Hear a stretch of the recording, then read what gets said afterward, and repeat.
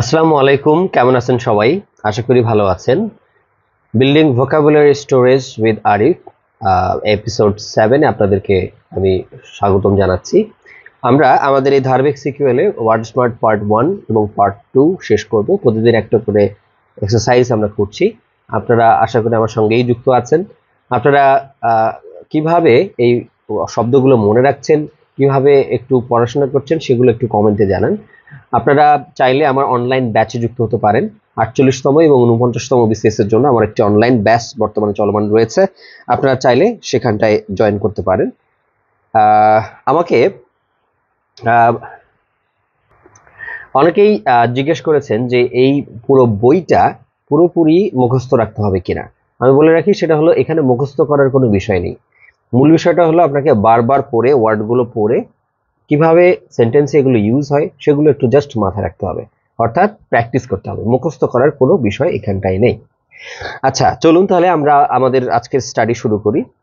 So আজকে যে প্রথম ওয়ার্ড সেটি হলো, দেখতেই পাচ্ছেন, ameliorat. Ameliorat, it's a verb. It means to make better or more tolerable. কোন একটা জিনিসকে আরো ভালো মানে আরো ভালো করা, আগে যে অবস্থা ছিল সেটা থেকে আরো একটু ভালো করা এবং আরো সহনীয় করাকেই ameliorat বলা হয়। The condition of the prisoners was ameliorated when the warden gave them color television sets and keys to their cells. জেলখানায় কয়েদিদেরকে যখন মানে রঙিন টেলিভিশন দেওয়া হয়, ওরা টেলিভিশন দেখে তো তাদের অবস্থা আর কি বেটার হয়, অর্থাৎ তাদের সার্বিক কন্ডিশন আরো বেশি চমকপ্রদ এবং টলারেবল হয়। My great uncle's gift of several million dollars considerably ameliorated my financial condition.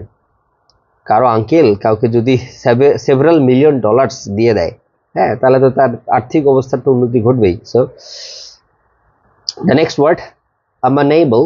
Amenable, it's an adjective. It means obedient, willing to give in to the wishes of others, of another, agreeable.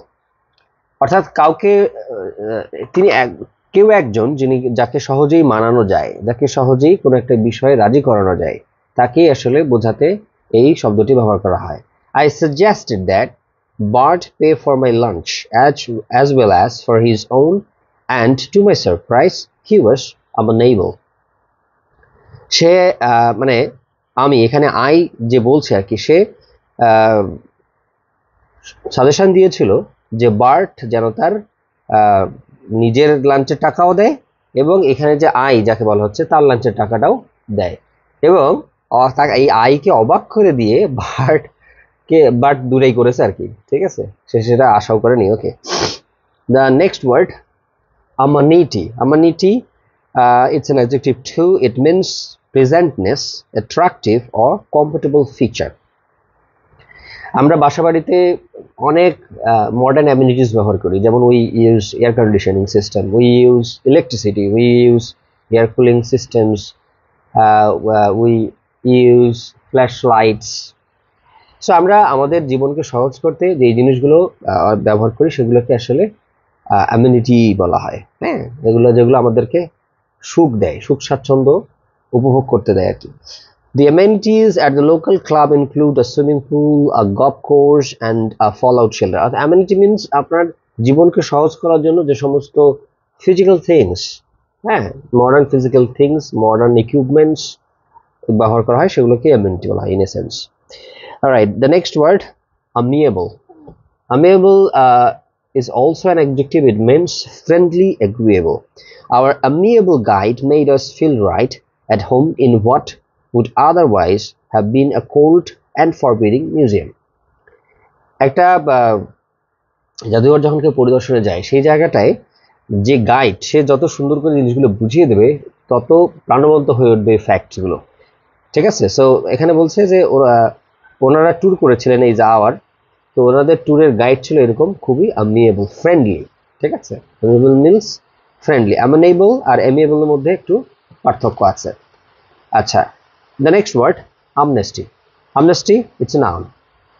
It means an official pardon for a group of people who have violated a law or policy. অর্থাৎ amnesty মানে হলো সাধারণত officially জাতীয়ভাবে কোনো অপরাধীকে তার অপরাধ ক্ষমা করে দেওয়া, এটাকে অ্যামনেস্টি বলা হয়।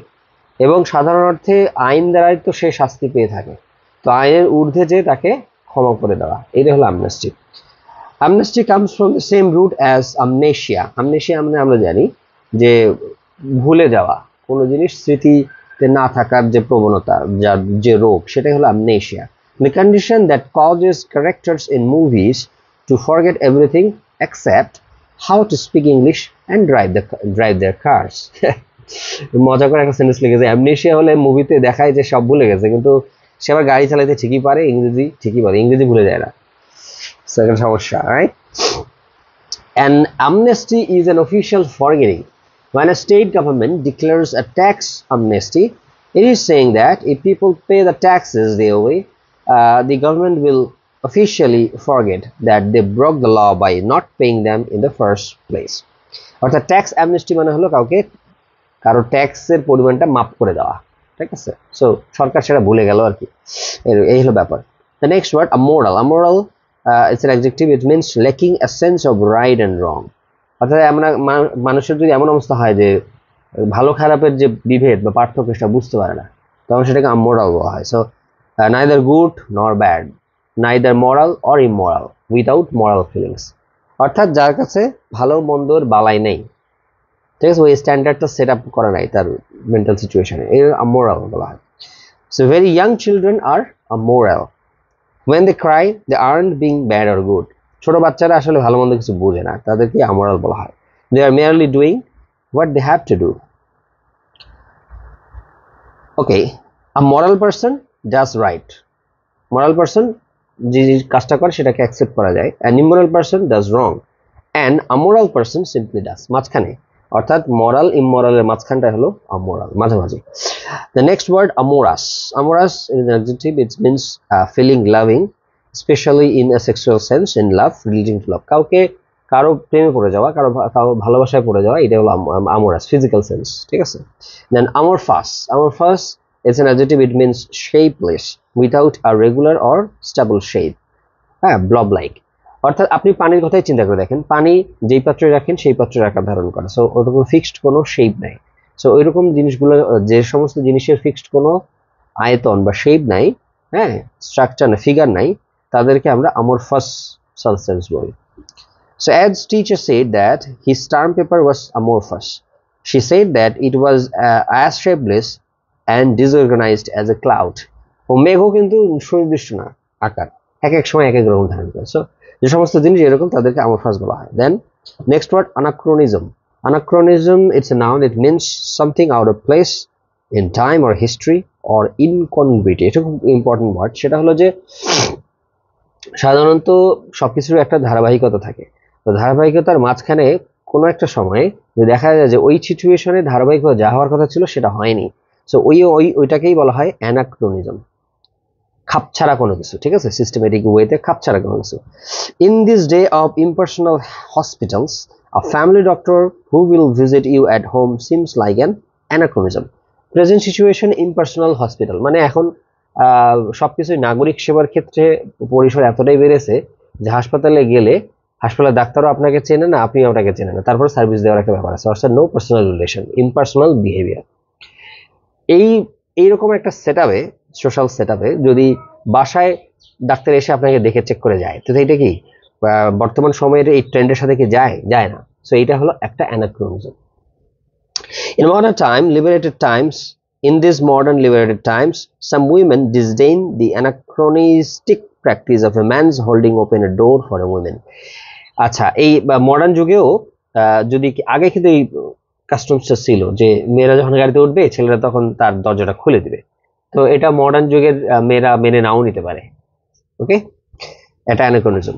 দেন analogy, a comparison of one thing to another, similarity, এটা তো আমরা খুব সহজেই জানি, সেটা হলো যে দুইটা ওয়ার্ডের মধ্যে যে সম্পর্ক, সেই সম্পর্কটা খুঁজে বের করাকে অ্যানালজি বলা হয়। To say having an allergy feels like being bitten by an alligator would be to make a draw on analogy between an allergy and an alligator bite. Analogy usually refers to similarities between things that are not otherwise very similar. অর্থাৎ প্রত্যক্ষভাবে দেখলে কোনো মিল নেই, কিন্তু পরোক্ষভাবে বৈশিষ্ট্যগত দিক থেকে যখন শব্দ গুচ্ছের মধ্যে মিল পাওয়া যায় তখন ওই সিচুয়েশনটাকে অ্যানালজি বলা হয়, right? So let's have a quick quiz, right? Ameliorate এর সঙ্গে মিলে মেক বেটার, অ্যামেনেবল মিলে হলো সি ওবিডিয়েন্ট এর সঙ্গে, দেন অ্যামেনিটি কার সঙ্গে মিলে লিসেননেস এর সাথে, এমিয়েবল মিলে হলো আপনার ফ্রেন্ডলি এর সাথে, রাইট? অ্যামিকেবল এটা মিলে হলো পোলাইটলি ফ্রেন্ডলি। আমনেস্টি এর কার সাথে মিলে উইদাউট, আমনেস্টি মিলে হলো আপনার অফিশিয়াল পার্ডন, ওকে, আই। তারপর আমোরাল এটা কার সাথে মিলে উইদাউট মোরাল ফিলিংস, আমোরাস এটা কার সঙ্গে মিলে ফিলিং লাভিং, অ্যামোরফাস এটা মিলে শেপলেস এর সঙ্গে, দেন অ্যানাক্রনিজম এটা মিলে এই যে হ্যাঁ ইনকনগ্রুইটির সঙ্গে, দেন অ্যানালজি মিলে হলো কম্প্যারিজনের সঙ্গে। সো আপনারা ভালো থাকবেন, আমার জন্য দোয়া করবেন।